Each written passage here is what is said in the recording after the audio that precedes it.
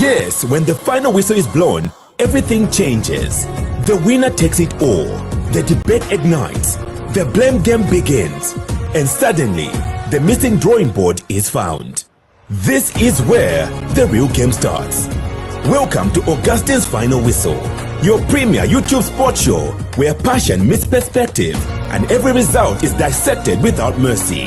From tactical breakdowns to heated debates, from expert insights to unfiltered reactions, this is football conversation at its most exciting and most honest. So when the match ends, don't switch off, tune in. Catch the electrifying, entertaining discourse on Augustine's Final Whistle, right after the final whistle is blown. Because the game doesn't end, it evolves.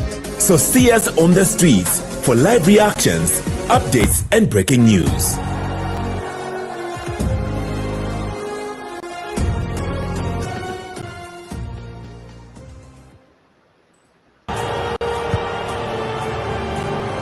Yes, when the final whistle is blown, everything changes. The winner takes it all. The debate ignites. The blame game begins. And suddenly, the missing drawing board is found. This is where the real game starts. Welcome to Augustine's Final Whistle, your premier YouTube sports show where passion meets perspective and every result is dissected without mercy.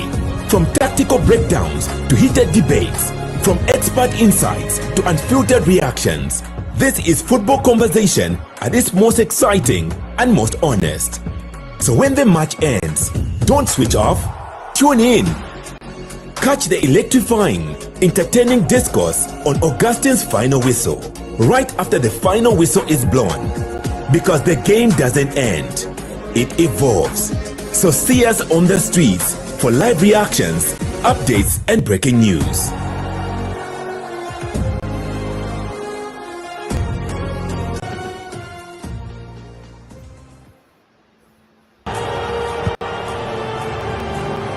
Yes, when the final whistle is blown, everything changes.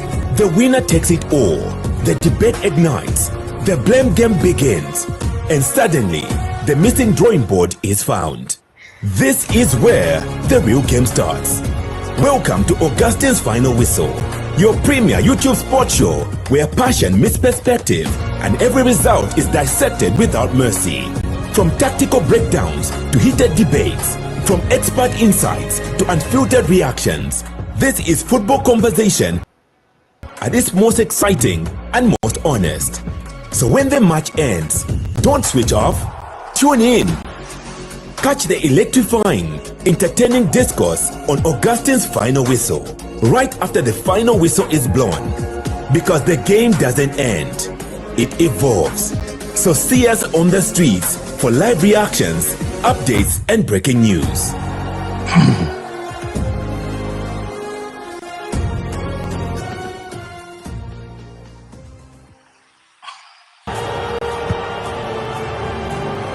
Yes, when the final whistle is blown, everything changes. The winner takes it all. The debate ignites. The blame game begins. And suddenly, the missing drawing board is found. This is where the real game starts. Welcome to Augustine's Final Whistle, your premier YouTube sports show where passion meets perspective and every result is dissected without mercy. From tactical breakdowns to heated debates, from expert insights to unfiltered reactions, this is football conversation at its most exciting and most honest. So when the match ends, don't switch off, tune in. Catch the electrifying, entertaining discourse on Augustine's Final Whistle, right after the final whistle is blown. Because the game doesn't end, it evolves. So see us on the streets for live reactions, updates and breaking news.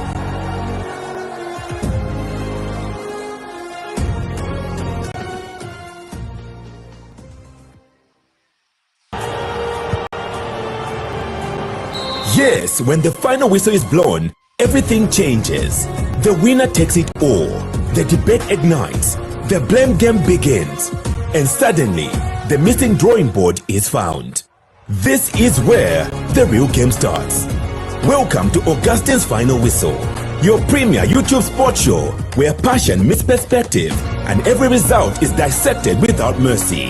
From tactical breakdowns to heated debates, from expert insights to unfiltered reactions, this is football conversation at its most exciting and most honest. So when the match ends, don't switch off, tune in. Catch the electrifying, entertaining discourse on Augustine's final whistle, right after the final whistle is blown. Because the game doesn't end, it evolves. So see us on the streets for live reactions, updates, and breaking news.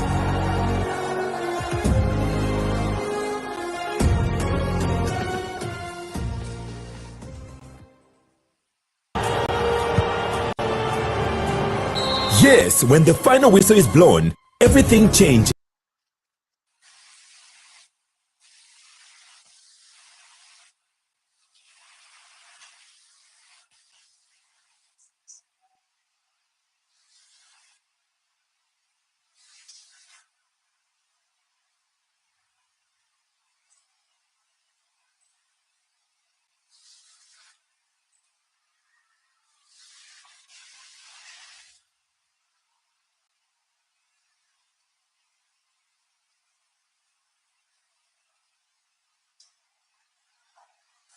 Thank you, thank you, thank you, thank you, thank you. Good evening, good evening. Thank you for joining us tonight. Thank you for joining tonight. Welcome to Augustine's Final Whistle. Today, June the 15th of 2026.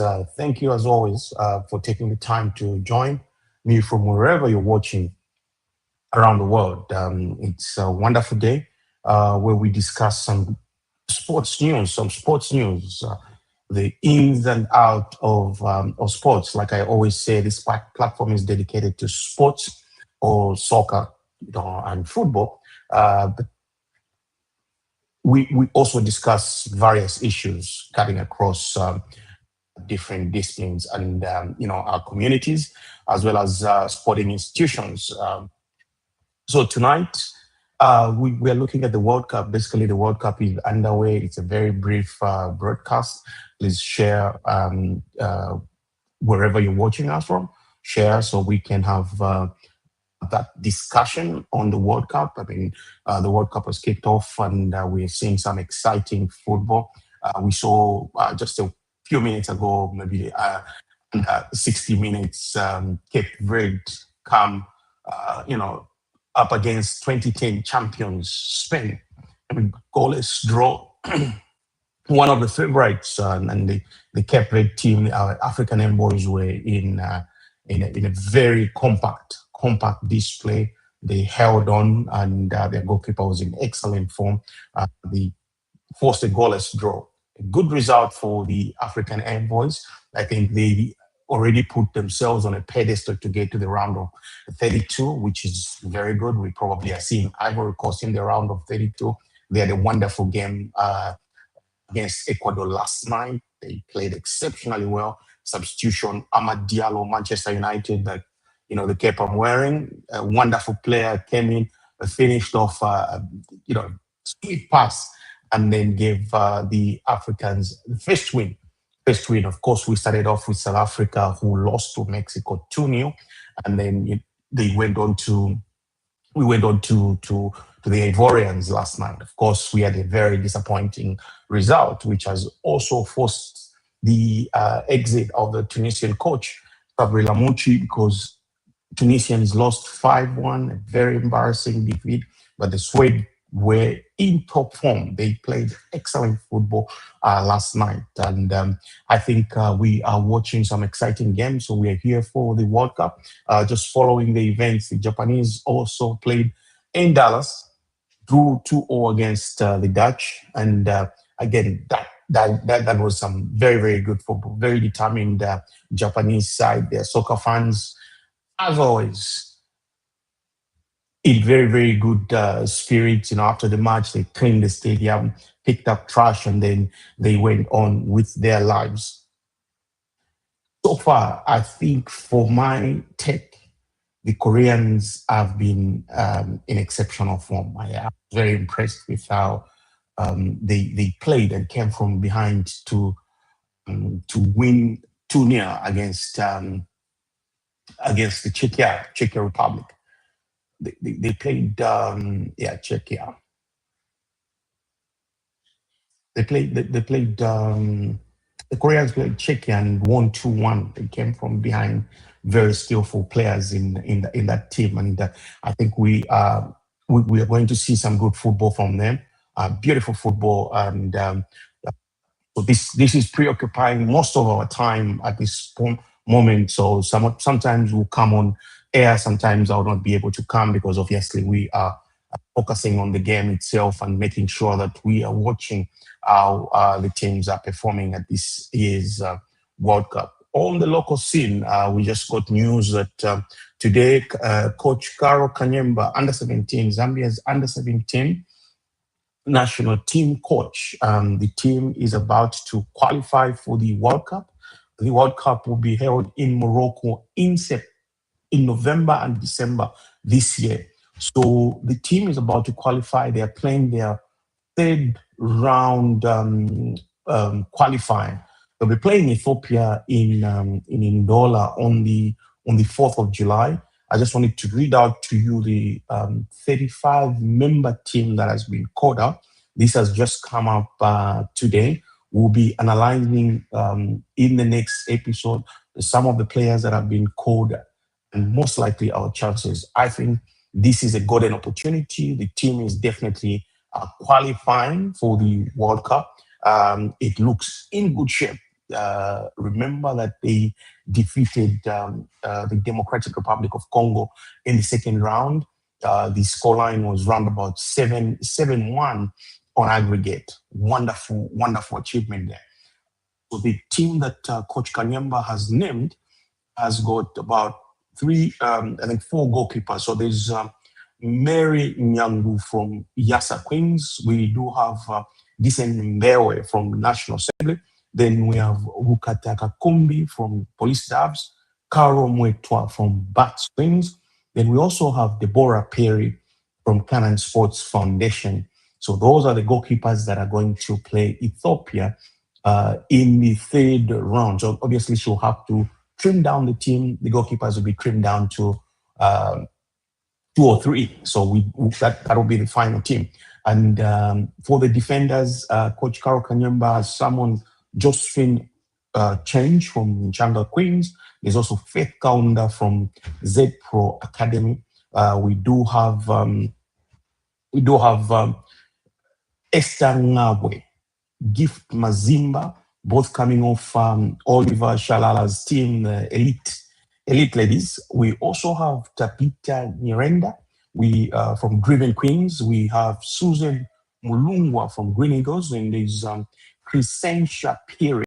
She's coming off Raider Queens. Hope Makwaza is coming off Victorious United, and there's Ethel Njovu from Yam Buffaloes, as well as Salome Nalwimba from Sporting Doves. So those are the defenders that Coach Caro has called for the under-17 final qualifying round against Ethiopia. So the first match will be played, first leg, in Ndola. That will be on the 4th of July. So in a few weeks' time, today being the 15th, so you're looking at plus minus 15 days before that match is played in Ndola. The World Cup itself will be played in Morocco, beginning October 17th to November 7, 2026.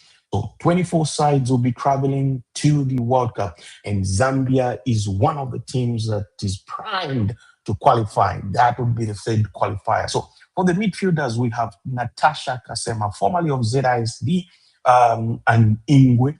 Then now with Green Buffaloes, then there's Taonga Mubanga, Yasa Queens, is Asha Mwamba, Brighton, and so Asha Mwamba is being called from England. So we have a player from England that has been called. I'm sure they're trying to assess and see how she can gel and be part of that team. It'll be an exciting inclusion. Let's see what is happening.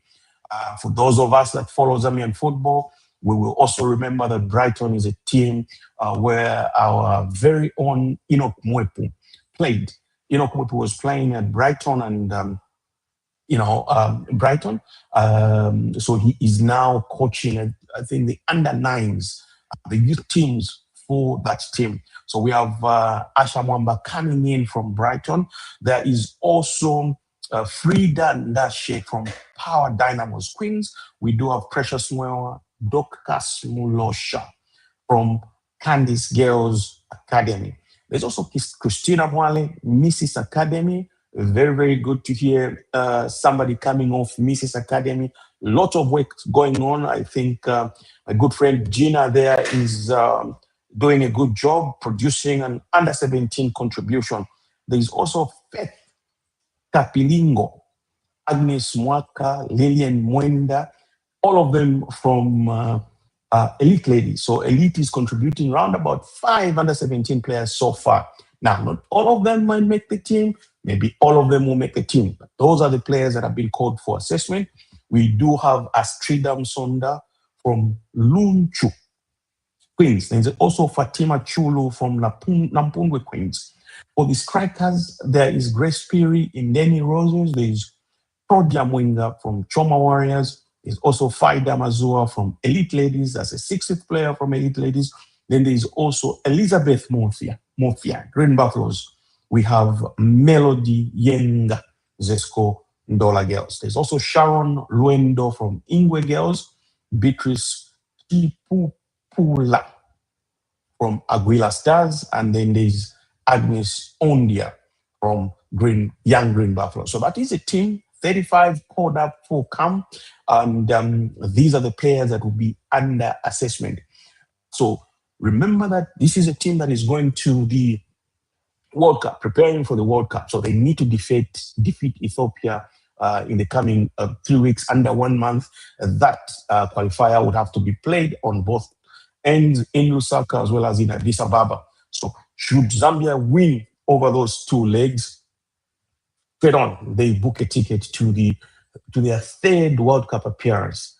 We believe that this team is in good shape. This is a team that is going to take us to the promised land. And we're hoping as they go on, they will be able to qualify beyond the round of 16. Congratulations to Carol Kanyemba for bringing the team all the way to this stage. And my appeal to the Football Association of Zambia is that this is a coach, one of the local coaches we need to work on. When you work on this coach, this is the future Copper Queens coach. Now, Carol has been in charge of the under 17 for a long time. She's been in charge for the under 17 over 6 to 7 years now. One thing that I continue to discuss and I need us to address is her remuneration. He has achieved much more than any expatriate we will bring at the moment. Unfortunately, we do not take care of her remuneration. I understand she's a part-time under 17 coach. She's a part-time under 17 coach, but Carol and her technical staff must be our priority in terms of rewarding for the job well done. We haven't paid Carol in a long time. She doesn't need to tell me this information, and do not go to her and harass her for allegedly talking to me. She doesn't even talk to me. And she probably just knows me from this space in the media. But we don't even have an interview. We've never even had an interview. One day we will have an interview with her. But I've got credible information that the technical bench for the under 17 has never been properly rewarded for their contribution to our football. This is a very key developmental side. When you go to FIFA, the under 17s are not rewarded. They are given some form of compensation here and there. That is because they are considered minors. And, it would be obviously against international labor laws to pay them a specific wage, or you give them some form of, gratification just to motivate them. However, their technical bench is not under 17.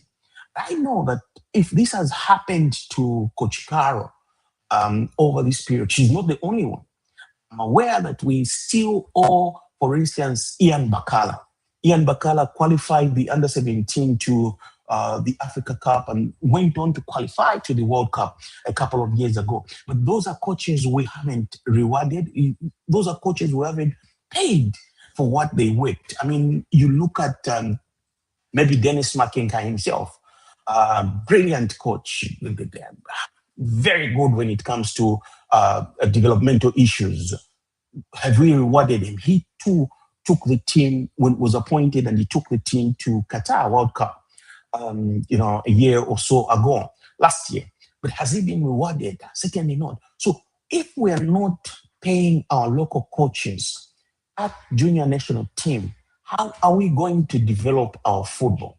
We need to make sure that these coaches are motivated, these coaches are rewarded, these coaches are given what is due to them. And I'm insisting that Carol Kanyemba should be treated, should be treated very well, because she has shown a lot of promise. That is your future Copper Queens coach.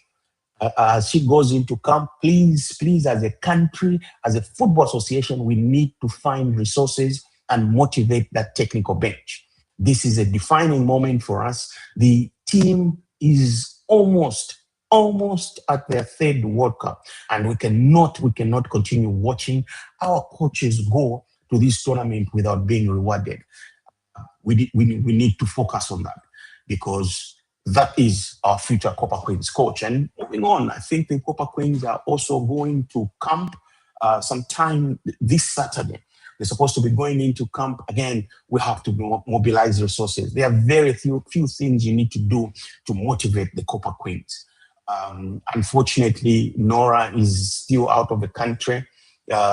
She's having her way in that contract. I don't know if the Football Association of Zambia executive exists anymore, or I'm not too sure what they are doing, because a coach should be present. And this is why I'm insisting on Coach Caro. She will not go anywhere. She will always be in Zambia. And that's what you need to start looking at. You need to start developing that lady into a senior national team coach. I think I've held very strong views about expatriate coaches. There are very few that come to Zambia and do exceptionally well or better than the local coaches. We've got sufficient talent.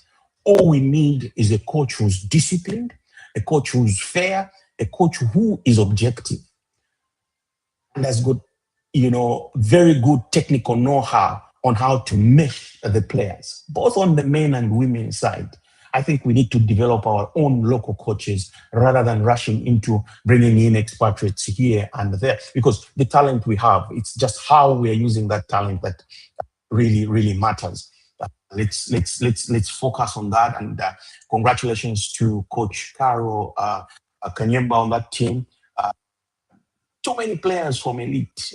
I'm not too sure why we have 7 players from elite in one team.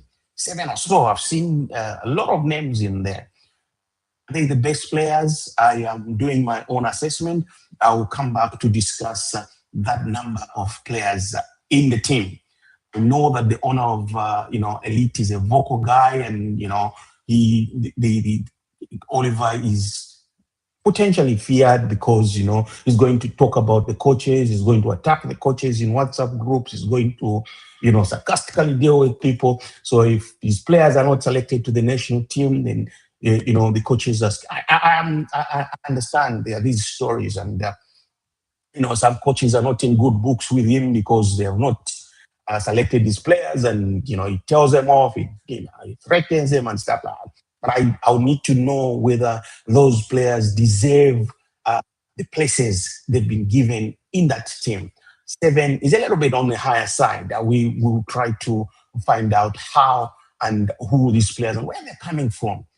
It should not be because they come from elite, where Oliver comes from, and because he's vocal, he's going to attack the coaches, the technical bench, and stuff like that. Then you can give him slots and then eventually let them go. Because we know that going to the World Cup, FIFA gives clubs money. So when a club contributes a player to the World Cup, to the team that goes to the World Cup, FIFA would reward the clubs that sent those players. So we know that some of these administrators force players on the national team, using hook or crook means to ensure that they have representation, not one, not twice. They can have even, 3 or 5 representation, because that translates into income for the club. I understand women's football does not have money in Zambia. It's a huge struggle. Um, we are basically struggling. It's hand to mouth. It's individual resources. People use their own resources, hard earned, to pour into women's football. There's very little that is coming in from sponsorship. There's very little that is coming in, if any, from the association. There was a deal with Eden, that was scrambled a few months ago. There was 100,000 that was paid from for each club because they sponsored the women's league at some point before they exited. So after that, there's been nothing really. So it's individual clubs, individual sponsors. But if you're state owned, and then the state has got a small budget for the girls, and those are the resources that go into developing women's football. So when the national team opportunity comes up like this, everyone who's got promising players, they try to make sure that the coach looks at them and then give them an opportunity to contribute to the country. So those positions should be on merit. It should not be because the owner of the club wanted this player or that player. It should be on merit. We're looking forward to get a little bit more details on that situation. So moving on, the Copper Queens, again, like I said, they're going into camp, preparing for the WAFCON. The WAFCON is coming up next month. Next month, Morocco again is hosting the WAFCON.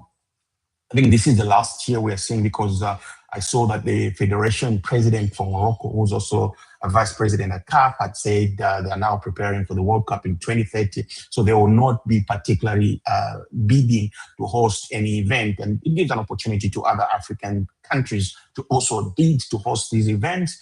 But for this year, Morocco will host the Women Championship, which has been delayed next month.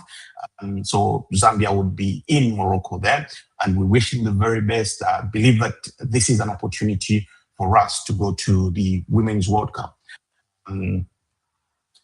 So we did also get word away from the women's football. We did, get word from FIFA. I submitted a request for FIFA to investigate match fixing.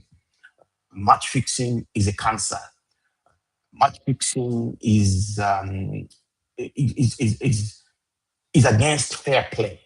And whatever match fixing is happening in Zambian football, we need to investigate it. Some names have been mentioned. There is a whistleblower in the name of Madame Gladys Lengwe. Madame Gladys Lengwe put it on record.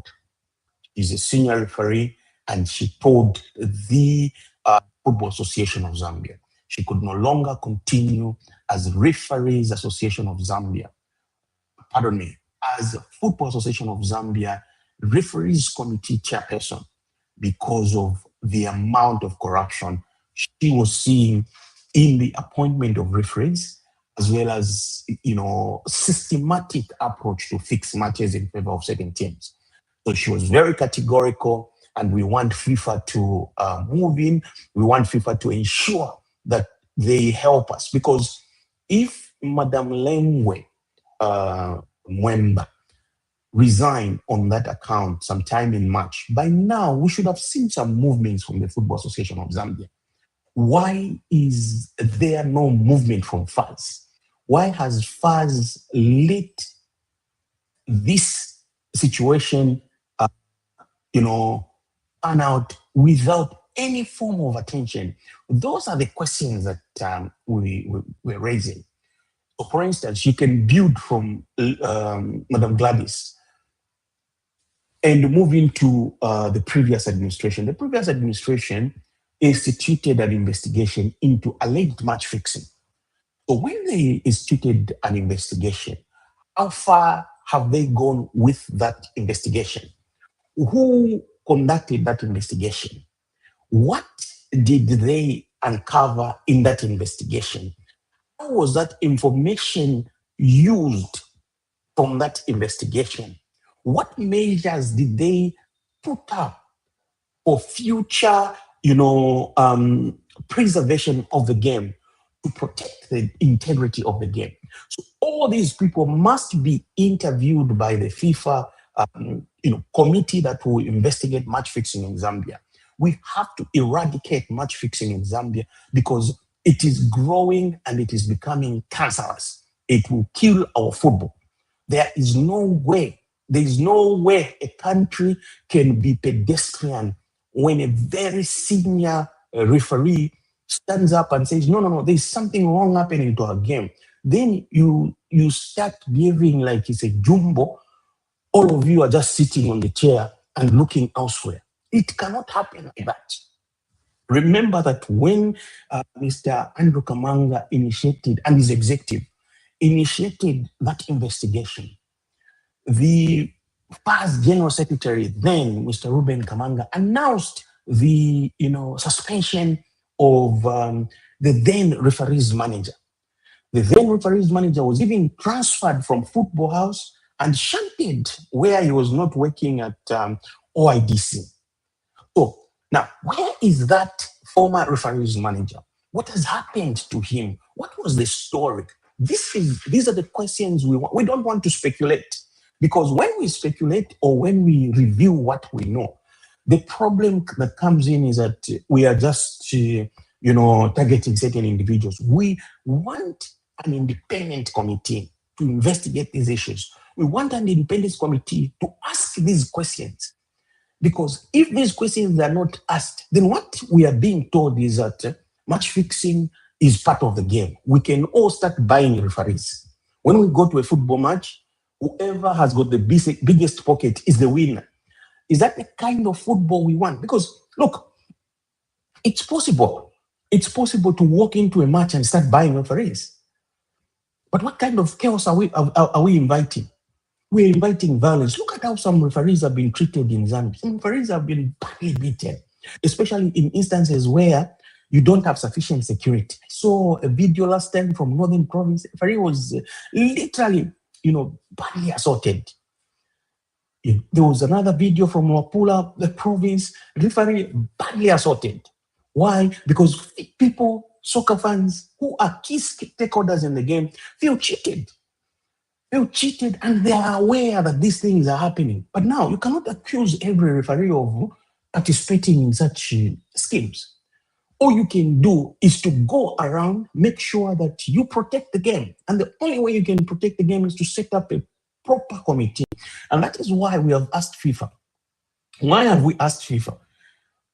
There is no confidence in the current executive led by Mr. Keith Mwimbo. We don't have confidence that they can carry out an independent, objective, and thorough investigation. That's the more reason why we're saying, let FIFA come. When FIFA comes to investigate, let them interview the following people who will help FIFA. If FIFA wants the information, we'll help them, we'll give them leads on what to do. Then we need a structure. When I started, I'll tell you one thing. When I started reporting on sexual allegations in women's football, when I started reporting on sexual allegations, there are people that didn't believe. There are people that didn't even trust. Things are rampant. And while others were even insulting me, reforms were happening. To this day, in as much as we have not reached the level where we want to reach, but there is a modicum of reform that occurred. Following those reports, FIFA now directed that FAS needs to have matrons at all the clubs. Safeguarding officers were introduced and everything else. This happened after we increased the tempo on the abuse of girls in Zambian football. It started from just a little investigation here and there, got a report, and we began that. This is why I'm appealing to everyone who loves Zambian football to be concerned about this match fixing business. We need to go into it because now we have, look, all along, we've always speculated, we've always have people not coming on record. There's never been a senior official in Zambian football I've heard that has come up and said, oh, yes, there is match fixing. No, a referee, a former referee herself, who has gone as far as the Women's World Cup, is also a match commissioner herself. In addition to being a match commissioner, she's also a referee's assessor herself. This woman says there is match fixing in Zambia. You want to, who else? Who else can tell us about the corruption apart from herself? We are not referees. She resigned. She says, me, I'm resigning because I've never seen this. So if Madam Gladys Lengwe tells us that she's never seen the amount of match fixing that she saw within a short period of time, who are we to argue? We gave the Football Association of Zambia round about 90 days, expecting that, look, they will act on those allegations. They will act on the decision of the referees. The person you have appointed to be chairperson of a referees committee. So why don't you give a revelation credence? And why don't you act on those? What are you hiding? Are you hiding? Where are you? For instance, where is Johnny Skazwe in all this? We are calling on all the referees to come up and they insist. They have to also go to FIFA. Augment what we've already initiated if they love football. Because unless Madam Gladys Lengwe was alarming the nation, then this thing must not exist. But if she was not alarming the nation, and she has substance with regards to what she said, she must come forward and ensure that FIFA accelerates the process. Look, how now can we expect to be playing football with a peaceful mind? How can we play football with a peaceful mind when our thoughts are racing that maybe somebody is betting on our game? People can be betting on some of the games in Zambian football. And this is what we want to know. There's this mushrooming of betting places, betting, it becomes something else. So, how safe are we? How safe are we not to understand or to believe that people are betting on those matches? We need an investigation, and FIFA must move in to protect the integrity of Zambian football. There is no two ways about it. There are people you can interview. Mr. Andrew Kamanga would be one of them. Mr. Ruben Kamanga would be one of them. Mr. Azif Banda would be one of them. Let's interview everyone. Madam Gladys Lengwe herself, Dr. Derek Kafuri himself, former referees manager. There are so many others. The referees themselves that have been mentioned. Must be interviewed. There is a way that FIFA observes some of these matches using some software and tests whether the match has been, manipulated. And I know that in Zambia, there are matches that have been even used as case studies for match manipulation. So we need a grand scale investigation so that our football returns to some sort of quality. That is very, very, very critical in my view.